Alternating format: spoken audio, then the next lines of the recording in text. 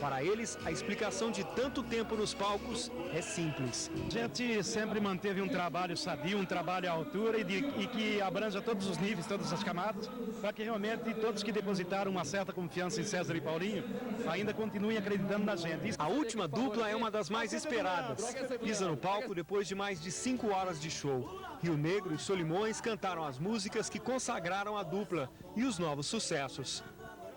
Se você quiser me conhecer, vai lá em casa passear. Meu nome é Tony Carreiro, tá escrito na porteira do curral. Eu sou o Safara na IBFM, a rádio melhor do lugar.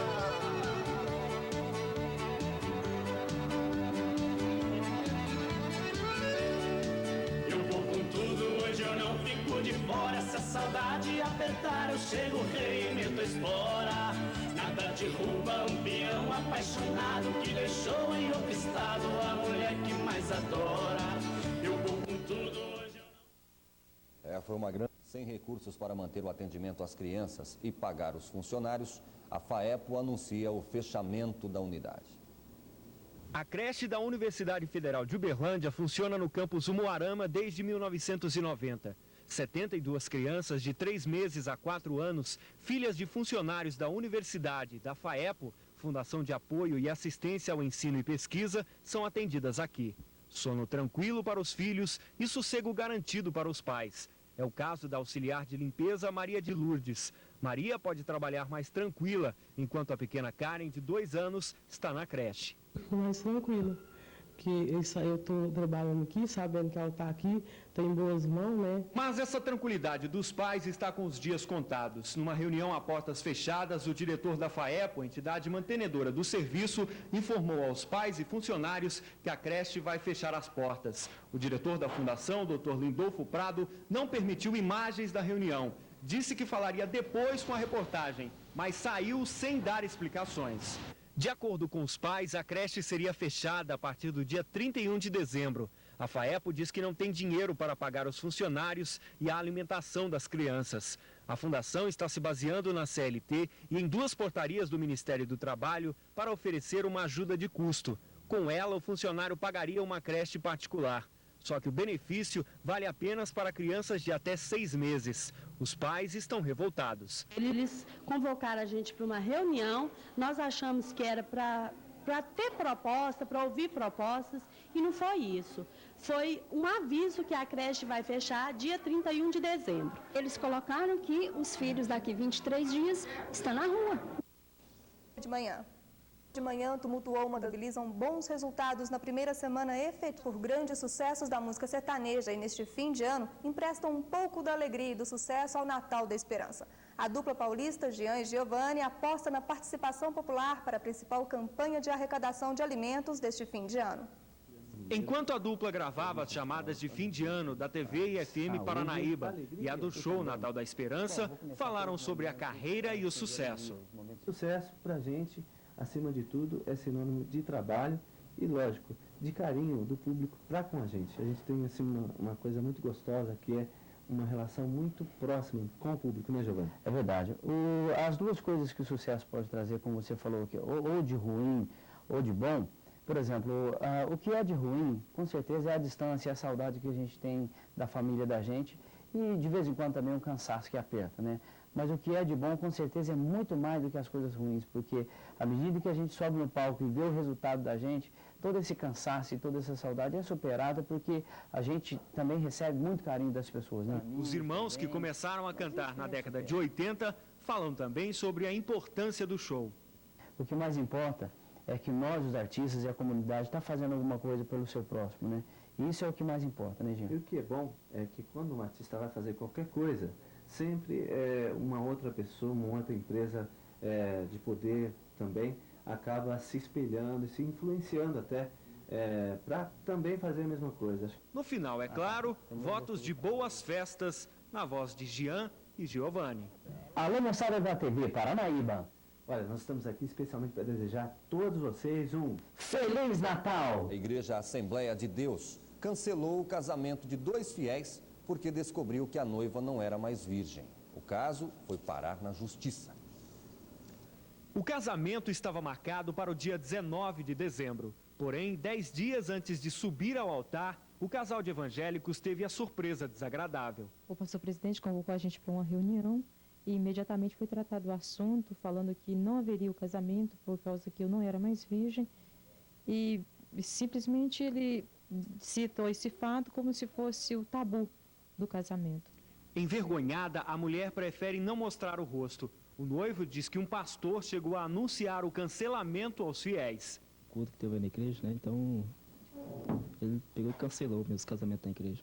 Nem o enxoval comprado com 1 ano de trabalho e os 300 convites enviados foram capazes de reverter a situação. O único jeito encontrado pelo casal foi levar a proibição às últimas consequências. O caso virou um processo aqui no Fórum de Uberlândia. O juiz pediu todos os documentos da Igreja Assembleia de Deus. E a decisão deve sair ainda esta semana, antes do casamento. O advogado do casal diz que a igreja não pode deixar de realizar o casamento na última hora. Se a igreja não tivesse aceitado marcar a realização do casamento, ela não teria nenhum compromisso. A partir do momento que ela aceitou, aí sim, juridicamente a igreja é obrigada a realizar o casamento.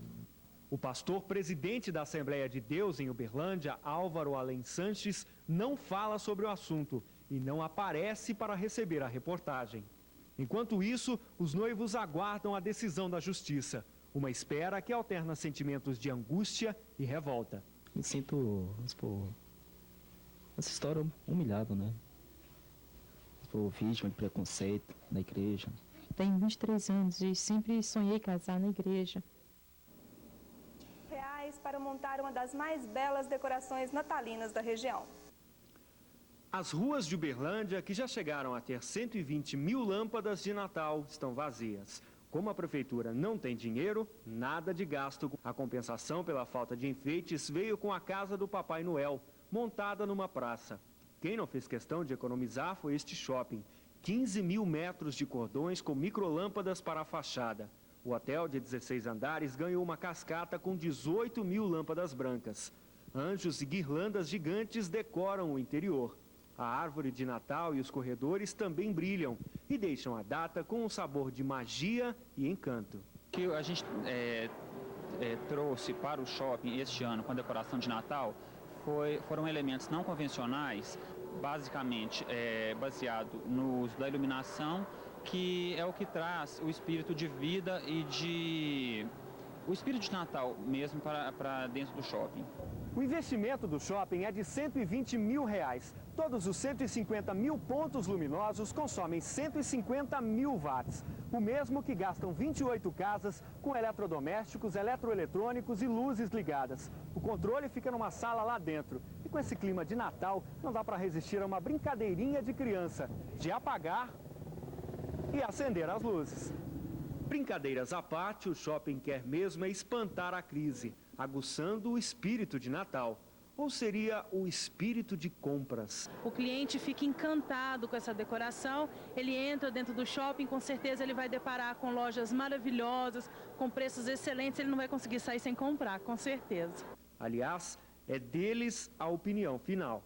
Muito bonita, bastante apropriada para essa época do Natal. Linda, maravilhosa, com muita luz, muito brilho. E a confusão. Os juros caem mais um pouco. Deputada federal e o marido são fuzilados em Maceió. No Rio de Janeiro, a Assembleia caça deputado acusado de tentar subornar colegas.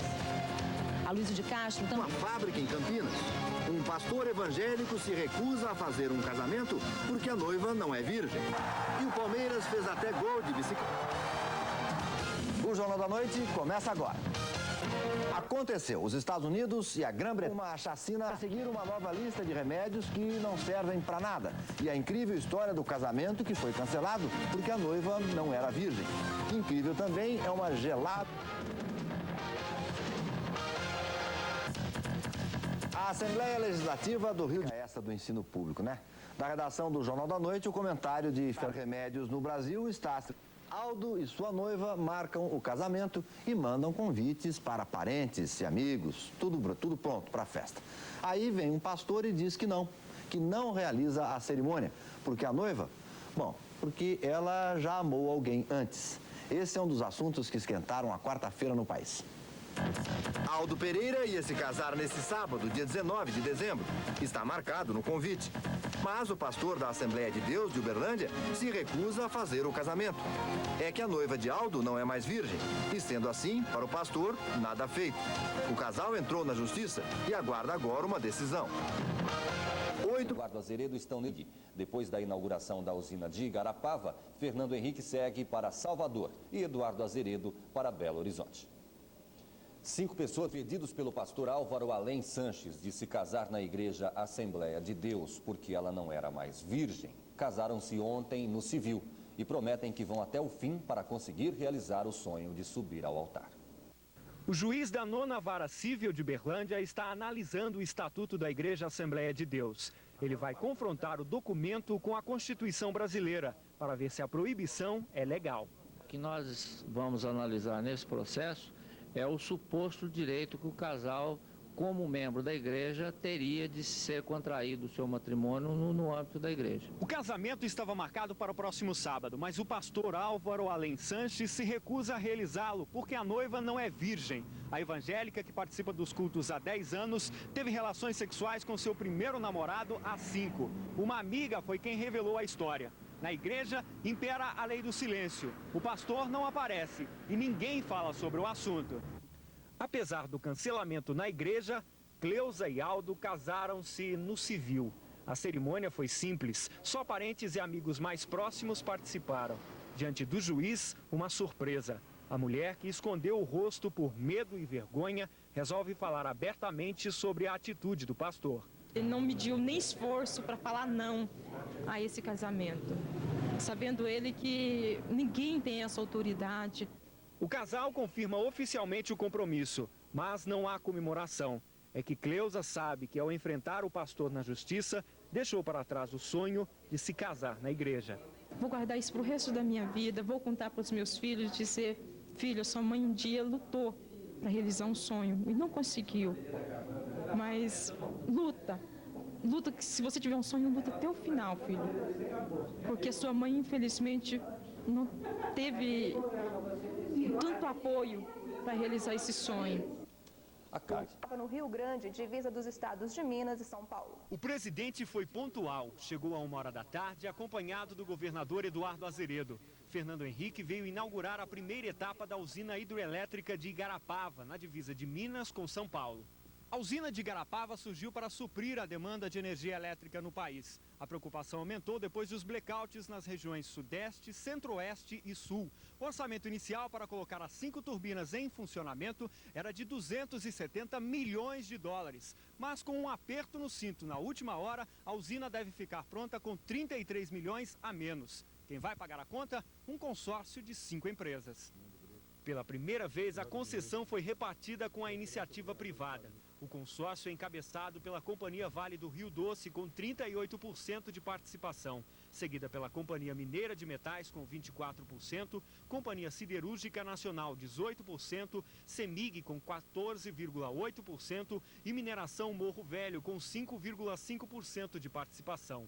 O presidente ligou a primeira turbina, que já está gerando 24 megawatts. Quando as outras 4 estiverem funcionando, Igarapava vai gerar 210 megawatts, o suficiente para abastecer 2 cidades com 500 mil habitantes. Nós começamos agora, prevista a primeira em março, e devemos terminar a entrada das outras 4 turbinas até agosto, final de agosto de 99. A usina pode ser considerada como ecologicamente correta. Tem uma escada para que os peixes subam o rio durante a Piracema. E o lago, formado pela barragem, não ultrapassa 36 quilômetros quadrados, o que corresponde a apenas o dobro do leito do rio. Com isso, o impacto ambiental é menor. O governador Eduardo Azeredo discursou em clima de despedida. Ele disse que a parceria com a iniciativa privada vai gerar novos investimentos. A energia tem sido um ponto de atração para novos investimentos em Minas Gerais. A disponibilidade de energia tem nos ajudado muito para que Minas crescesse como cresceu nesse último período de tempo acima da média nacional. Eu tenho certeza que com esta nova usina nós damos um grande passo à frente. O presidente também falou sobre a importância da união do Estado e iniciativa privada. Graças a esse novo conceito de parceria, da capacidade que tem o Estado hoje de outorgar concessões em parceria ou não ao setor privado, nós conseguimos efetivamente sacudir o Brasil nessa área energética. Fernando Henrique terminou com elogios ao governo do companheiro de partido. Eu quero dizer com toda franqueza, Minas raramente teve um governador como Eduardo e raramente terá. Raramente teve e raramente terá. Sem desmedro dos que Minas teve, que aqui está ao lado de Francelino Pereira, que foi outro grande governador. E sem querer fechar a oportunidade para que os futuros governadores tentem imitá-los. Que os imitem, mas que os imitem. Que não se fechem, que Minas continue aberta ao espírito de criatividade, ao espírito de desenvolvimento. No final da cerimônia, o presidente saiu rápido e negou que as palavras de elogio a Azeredo tenham alguma relação com o governador eleito Itamar Franco. Já Eduardo Azeredo gostou do que ouviu. O senhor sai satisfeito? Sai satisfeito de, no fim do meu governo, poder inaugurar uma obra importante como essa e receber o presidente da República. O 2º Batalhão Ferroviário é uma unidade militar de engenharia especializada em obras rodoferroviárias. Foi criado em 1934 e 4 anos mais tarde era instalado na cidade paranaense de Rio Negro. Na década de 60 veio para Araguari com a missão de levar os trilhos a Brasília. Em 67, a nova capital federal já estava ligada ao sistema ferroviário nacional. Com 60 anos de existência, construiu mais de 1.000 quilômetros de ferrovias, mais de 100 quilômetros de rodovias, dentre outras obras. Para comemorar o aniversário, um desfile militar levou milhares de pessoas à avenida que leva o nome do batalhão. Entre os convidados, o batalhão da Guarda Presidencial, colégios militares e vários batalhões da região. 600 militares participaram. O anfitrião desfilou com o tradicional chapéu de campanha usado nos trechos em obras. Os de Uberlândia vieram com as boinas azuis das tropas de paz da ONU. Quem mais chamou atenção foi a Guarda Presidencial com a apresentação de Ordem Unida. A Polícia do Exército trouxe cães amestrados e a pirâmide humana, onde 47 homens ocupam um lugar que seria de apenas 2. O público disputou os espaços no chão, nas sacadas e nos muros. Dona Alzira, de 78 anos, chegou cedo e aproveitou a festa para matar saudade. Gosto da banda de música, porque meu esposo era músico também, né? Aí eu gosto também. Gosto de tudo, né?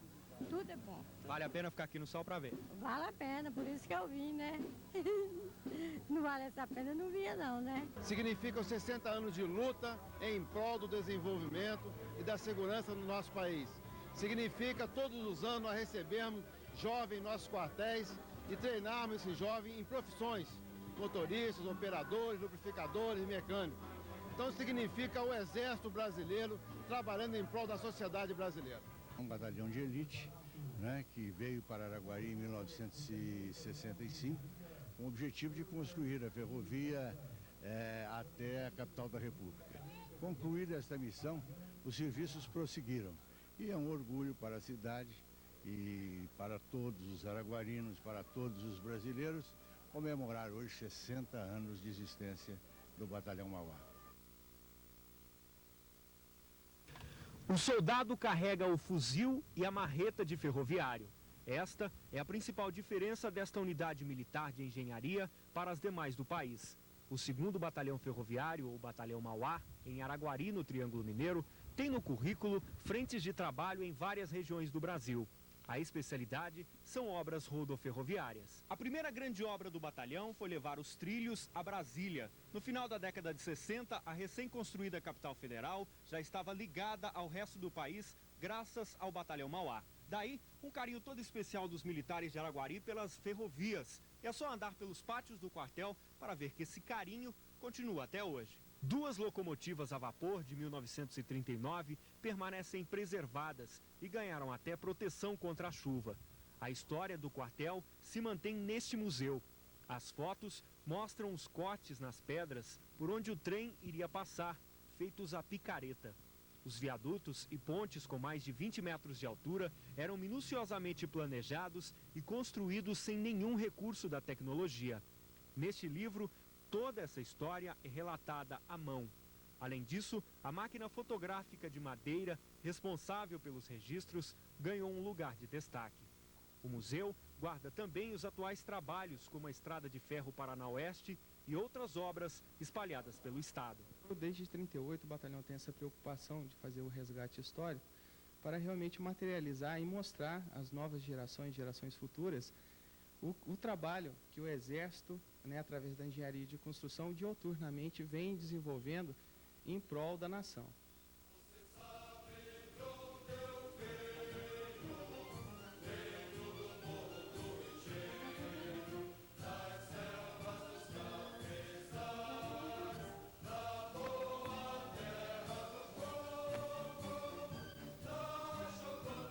Em 1947, Odilon Neves começava a carreira como locutor num parque de diversões em Araguari.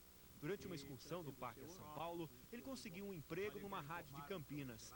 De lá, passou por várias emissoras, entre elas a Bandeirantes e Pan-Americana de São Paulo e Tupi do Rio de Janeiro. Hoje, são mais de 3.000 fotos que mostram a trajetória. Ao lado de Jânio Quadros, na campanha de 1960, com a rainha do rádio Emilia Borba, na inauguração da BR-050. Nos programas de auditório da Rádio Educadora de Uberlândia, aparece ao lado dos iniciantes irmãos Carrijo e do já consagrado Luiz Gonzaga. E junto com as fotos estão as histórias de 52 anos de carreira. Por exemplo, essa foto da Marta Rocha. Qual que é a história dessa foto? Olha, essa foto aí, interessante dizer a você, a Marta Rocha era uma das mulheres mais bonitas do mundo, politicamente internacional. Ela não foi eleita Miss Universo. Então promovia-se uma festa aqui, uma emissora oposicionista a nós, quer dizer, era do outro lado. E naquela época prevalecia muito a política. E eu fui para o Rio de Janeiro, embarquei num avião da VASP que conduzia a Marta Rocha para Araguari, acopei o equipamento da Rádio Cacique no avião da VASP. E aqui jogava som para o estúdio da Rádio Cacique. Eu vim entrevistando ela em toda a viagem, batendo aquele papo com ela. Quando a emissora que havia trazido ela, convidado ela a vir a Araguari, estava no aeroporto para entrevistá-la, disse: eu acabei de dar entrevista a uma emissora de rádio em Araguari. Mesmo aposentado, continua atrás do microfone na Rádio Cacique de Araguari, a primeira emissora que surgiu na cidade e que ele ajudou a fundar. Eu venci e consegui fazer do rádio aquilo que eu queria. Uma multidão se espreme nas calçadas. Andar no centro da cidade não é tarefa fácil. Bem tumultuado, né? A gente acaba até tropeçando com várias pessoas. Para muitos, esta semana significa a largada da corrida contra o tempo. Quem deixou para escolher os presentes na última hora tem pressa. O tempo vai diminuindo, a gente vai ficando mais desgastada, né? Tem pouco tempo, trabalha muito. Aí a gente não tem uma opinião certa do que vai comprar ou não. E é correria demais, as lojas tudo cheias, lotadas. O jeito é ir atrás. Os olhares se perdem nas vitrines e a procura se transforma numa boa caminhada. Hoje tem 2 horas que eu estou andando atrás de presente. A semana passada eu fiquei 3 horas à procura de presente, fazendo uma pesquisa. Com o presente nas mãos, começa um exame minucioso. Cores, o tamanho e a velha dúvida. Será que a outra pessoa vai gostar? A gente vai comprar o presente, a gente fica com receio, né? Se a pessoa vai gostar ou não. Além disso, as compras de última hora exigem mais sacrifício dos consumidores. É preciso, se possível, ter uma boa calculadora em mãos e muita paciência para a relação entre presente e preço alto. Aí, mais uma vez, é preciso andar de loja em loja. Tem que fazer pesquisa para não pagar mais caro. Depois de vencer todos os obstáculos, a recompensa é levar para casa o presente ideal.